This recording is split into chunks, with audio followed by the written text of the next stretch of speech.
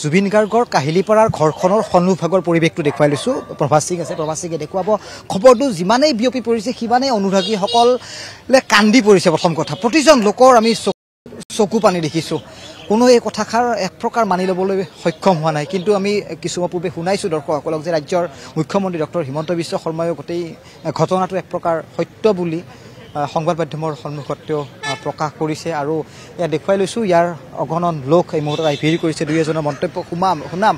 কিন্তু ক'ব বিচাৰিছোঁ নৰ্থ ইষ্ট ফেষ্টিভেলৰ ফালৰ পৰা কিন্তু এই মুহূৰ্তলৈকে কোনো আনুষ্ঠানিক তথ্য তেওঁলোকে প্ৰকাশ কৰা নাই। যি নৰ্থ ইষ্ট ফেষ্টিভেললৈ জুবিন গাৰ্গ এক প্ৰকাৰ আৱেগিক আছিলে, য'তেই নহওক তেওঁ অসুস্থ গাটো লৈ কিন্তু নৰ্থ ইষ্ট ফেষ্টিভেললৈ জুবিন গাৰ্গ উৰা মাৰিছিলে।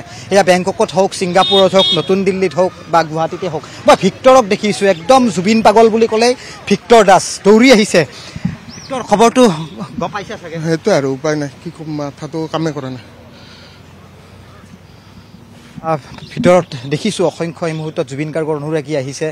আহি ইখনৰ পিছত আনখনকৈ গাড়ী বৰ্তমান ভিতৰৰ ভাগত প্ৰৱেশ কৰিছে। আৰু সেয়াই শ্যামকানু মহন্ত যিগৰাকী হৈছে এই গোটেই নৰ্থ ইষ্ট ফেষ্টিভেলৰ তেওঁ আয়োজক। প্ৰতি বছৰে জুবিন গাৰ্গক লৈ যিদৰে গোটেই এই যিটো ফেষ্টিভেলটোক লৈ এক প্ৰকাৰ ৰজন জনাই থাকে। আৰু সেই ফেষ্টিভেলখন এইবাৰৰ বাবে জুবিন গাৰ্গ আধৰুৱা হৈ গ'ল।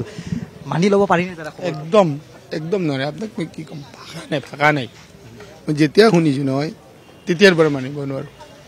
একদম মানে কি ক'ম আৰু, বিশ্বাস হোৱা নাই। ৰাতিপুৱা দাদাৰ খবৰ সুধিছোঁ ড্ৰাইভাৰজনক চেত্ৰিক, দাদা ক'ত, দাদা আছে আহিব নেকি কেতিয়া? কৈছে ছিংগাপুৰত আছে, বৌ শুক্লেশ্বৰ মন্দিৰত যাব। ৰাতিপুৱা সুধিছোঁ আৰু অকণমান দুপৰীয়া সময়ত এইটো খবৰ পাইছোঁ। কি ক'ম, মই যেতিয়া দেখাই তেতিয়া মাত এষাৰ লগাই যায়। ঘৰখনৰ পৰা ওলাই গৈছিল জুবিন দা? মই যোৱাৰ দিনাখন দেখা নাই, মানে যেতিয়া ইয়াতে দেখা পাওঁ, যেতিয়া ইয়াতে বহি কেতিয়াবা চাদা মাৰি থাকে মাত দেখা দিয়ে।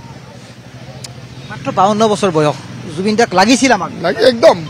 মানে আপুনি চাওকচোন, যিবিলাক ভাল মানুহ নহয়, মাইকেল জেকচন কম বয়সতে গুচি গৈছে, জুবিন দাক এখেতে কৈ আছে আমাৰ এনেকুৱা লাগি আছিল ইমান ভাল মানুহজন এখন গুচি যাব নেকি, কেতিয়াবা যাব নেকি?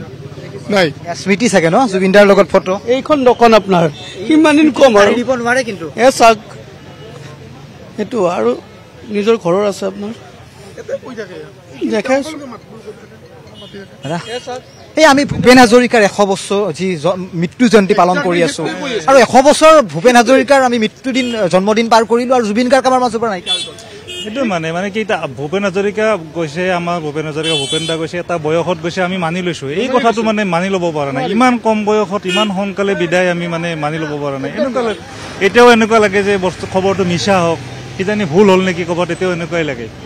খুব মানে অসহনীয় আৰু মানিব পৰা নাই। সুস্থ হৈছে, আমাৰ ঘৰখনৰ ওচৰত হ'ব লাগিছিলে, তাকো বিদেশত। দাদা কেনেকে বা আছে জুবিন দা? আজিলৈকে মানিব পৰা নাই কথাটো। আৰু